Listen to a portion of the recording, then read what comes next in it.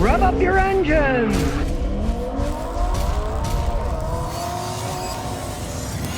Okay, can you buy a Cadillac for $1,000? Well, this guy did. It's an '06. He bought it 3 years ago for $1,000. He's put about 30,000 miles on the car, and it hasn't given him any giant problems. He did have to replace the drive shaft because you can't replace the U-joints. You got to replace the whole thing. Spark plugs and coils, normal stuff. Headlight, and this one needs it again because it's leaking. They don't make the plastic very good. But in terms of a driving car, as we look under the hood, and look, the support still works. This has got a V6 engine, still the original engine, still the original transmission. Yes, the engine does burn oil. He said it burns about a quart every 1,000 miles. We're going to try Bernie from Albuquerque's ATS oil flush. I'm going to give him a can of it. He's going to change the oil later, and we'll see if that helps, because sometimes it's because these have low tensile piston rings, and the piston rings have such little pressure pushing out that if they carbon up, they don't seal right. Where, take the Toyotas, they use better piston rings. They don't burn oil no matter what kind of mileage they have on if you take care of them. Sometimes that'll fix this problem. It runs fine otherwise. Now, this guy's frugal like me. It's the first Cadillac he ever bought. Was an elderly couple. He talked him down to $1,000 for it 3 years ago. So he's spending like 300 something bucks a year. He's making out pretty good. Now, this isn't always the case with the Cadillac, of course, but this is why a lot of times it's better getting a V6. This is a 3.6 V6 engine. Yeah, they don't have the power of V8. I mean, they're not totally sluggish, but the V8s have a tendency eating the transmissions out more with all that extra power. So if you're looking at a used one, I'll give you 2 bits of advice. One, you want a 6-cylinder anyway, because odds are the previous owner didn't beat it like a V8 would beat it up. That's just the way people drive cars. And 2, the V6 engine is going to get quite a bit better gas mileage than the V8 does. Now, if you are looking at one of these, my advice is stay far, far away from the supercharged V8. That's just insanity. I had a customer in Houston with one. Everything kept breaking on the thing, and it was only 3 years old. So I'd say stick to these normally aspirated V6 if you are going to look at one. Now, it's a classic handling car because it's engine in the front, transmission, and it's rear-wheel drive. And as far as I'm concerned, that's one of the reasons this baby's still rolling down the road, and he hasn't put a lot of money into it. GM has always been about 500% better building rear-wheel drive transmissions than they have building front-wheel drive transmissions. When Cadillac first came out with front-wheel drive transmissions, it was one of the worst vehicles they ever made. Those trannies just would blow up all the time.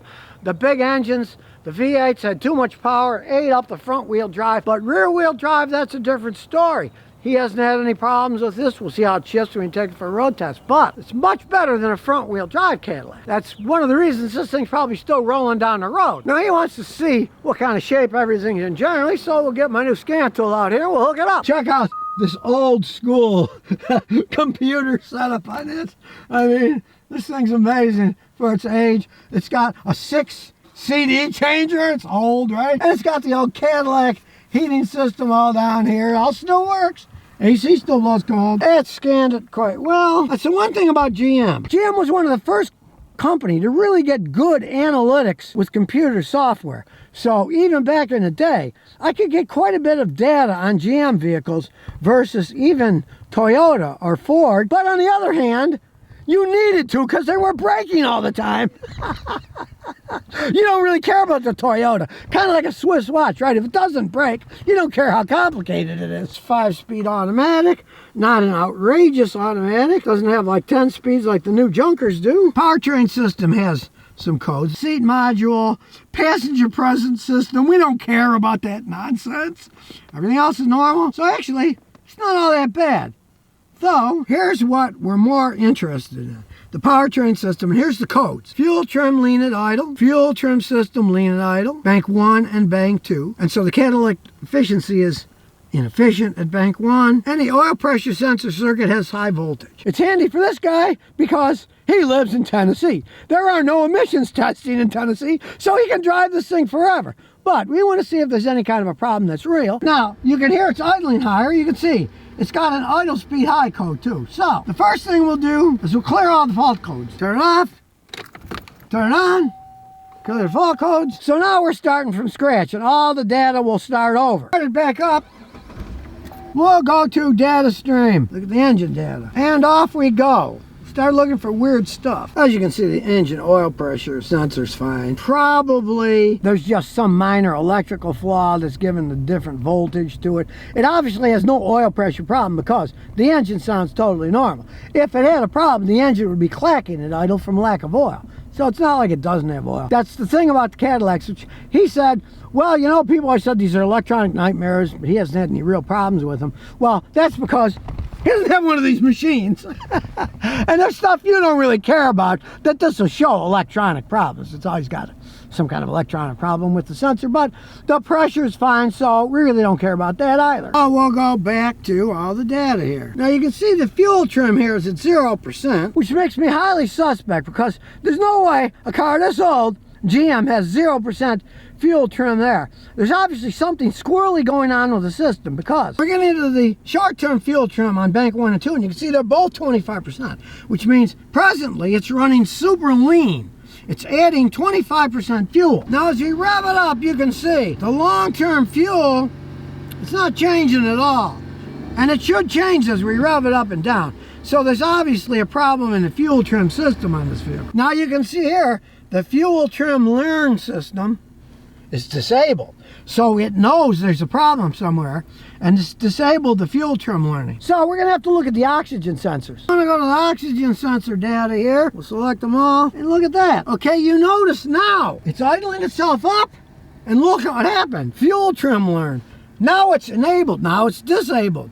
It's turning it on and off, which it shouldn't do. And as it's been disabled, it's now revved itself up higher. You can see. Now it's going down, so let's put it in gear just for giggles and see if it changes anything. See, now it's enabled. Now it's working while it's in gear. Let's look at some more data. Now this is a relatively complex system. Bank 1 sensor 1 is in closed loop, which is what you want. But bank 1 sensor 2 is an open loop. And we have the same thing for bank 2. Sensor 1 is closed, but sensor 2 is still an open loop. It's not going into closed loop, and it won't if there's something wrong with the system. Now, we are in Tennessee, so he's not really going to care. If he was in the state that did emissions testing, it's going to be an expensive repair because, from my experience of this, the front oxygen sensors are working. They're before the cat. The back ones are after the cat. And when they stay in open loop, that generally means the catalytic converters are worn out. Now, of course, that makes total sense because this thing burns a quart of oil about every 1,000 miles. Guess what burned oil does? It clogs up the catalytic converters. Now, as the owner said, I'm not going to be replacing these catalytic converters because the new oil burning is going to get rid of the new catalytic converters and clog them up, and they're not clogged to a point where it affects the running of the car. Now, unfortunately, if you live in an emissions area, you would have to put 2 catalytic converters on this thing, but that's not going to fix the underlying problem that the engine burns oil. You'd have to rebuild the engine. So what you do in an area like Tennessee here, it's running good enough, he doesn't care, is this. You keep your eye on the temperature gauge. See where it's pretty much in the middle? If it started running at 3/4 or more, and you couldn't drive over a certain speed, like maybe it wouldn't go over 56 miles an hour, that means the catalytic converters are actually clogged up, like you'd stick a potato in the exhaust. When they're clogged up, the hot exhaust gas cannot get out fast enough because it's clogged up. So the temperature will start running hotter because the gas is building up in the engine and keeping the heat, and since it can't throw the exhaust gas out fast enough, the engine can only go to a certain speed, like 55 miles an hour. I've seen some of them, they'd only go 15 miles an hour, no faster. It's nowhere near that. So we'll kind of look at any more data, see if there's anything that's bizarre. You can see again, the short-term fuel trim is 25%. It's running lean. That's often a common sign too of catalytic converters starting to clog up, because when the converters start to clog up with all that back pressure, it has a tendency of making the vehicle run lean because it won't give as much fuel to the system. Some of it is just safety software in the vehicle itself. When it sees there's a problem, a lot of times it'll make it run a little bit leaner. The too much back pressure will do it too. So that just makes total sense. Now you can see the auto speed high code came back, even though we erased it. But the engine oil pressure thing's green. It doesn't exist anymore. That's not something to worry about. It doesn't have a problem with real oil pressure. The main thing is the cats are somewhat clogged with burnt oil. He was wondering about the transmission. He doesn't particularly have any problems, but we'll look at some of the transmission data. And it's all pretty normal, really. So let's take it for a spin. Now, these things do handle quite well. It is a sporty car. It is rear wheel drive with an engine in the front, so it's set up for pretty fun driving, I gotta say that. They're fun to drive. And as you can see, 6-cylinder engine's still got enough horsepower. You get a V8, you're probably going to have a lot more problems. See how the transmission shifts on this thing? It doesn't have any codes or bad data. There's somebody behind me, but if I stop really fast and take off, we can do that. And here we go. You can see, it's no slouch. Shifting rather smooth. Shift it again. Smooth shift with all that mileage. There's absolutely nothing wrong with this transmission. And other than the engine burning oil, you step on the gas, it takes off. Downshift smooth, upshift smooth. So there you have it, a $1,000 Cadillac 3 years ago. So what you have to understand, the main point is, you're gonna buy one of these, it depends upon where you live. Because, let's say he was in Houston, Texas. He would have to spend many thousands of dollars fixing the catalytic converters, getting all the codes gone, in order to legally drive the car on the road. But, as I said, he lives in Tennessee, so there's no state inspection, there's no any kind of inspections, emission or otherwise. And as I said earlier, even if you put 2 catalytic converters on, spent thousands of dollars, it still is going to have a problem the next year because the burning oil will destroy them. To fix the burning oil, you'd have to rebuild the engine, and it turns into the old endless money pit. So if you're living in a place that does emissions testing and you're thinking about buying one of these, before you even think about shelling out any money, have a guy like me with a scan tool like I have to go through the whole thing. The transmission's excellent, we found that out. It runs quite well, little high idle now and then, isn't going to really hurt anything, but to get it to pass emissions would cost thousands and thousands, ultimately would require rebuilding of the engine if you want to keep it for years. But he's been driving it in Tennessee, doesn't have to worry about that crap. It's still running perfectly fine. The cats aren't clogged. You can see it goes plenty fast, doesn't overheat. They're nowhere near being clogged up to the point that you can't drive it anymore. And he's put 30-something thousand miles on it in 3 years.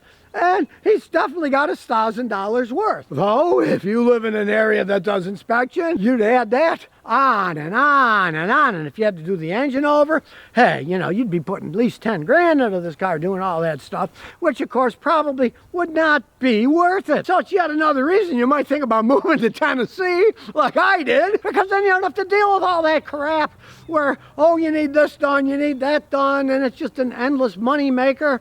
No. You can get an old one, you can drive it quite some time. But if you do live in an inspection area, never touch one of these until a guy like me checks it out and says, okay, it's going to pass the inspection, it doesn't have any real problems. Because if somebody brought me this thing and I put that on in an inspection area, I'd say, this is not a long-term car. Even if you change the cats and spend thousands, eventually you're going to have to do the engine. Next year you might have to do the cats again. So in that case, you'd run away from a car like this. So if you never want to miss another one of my new car repair videos, remember to ring that bell.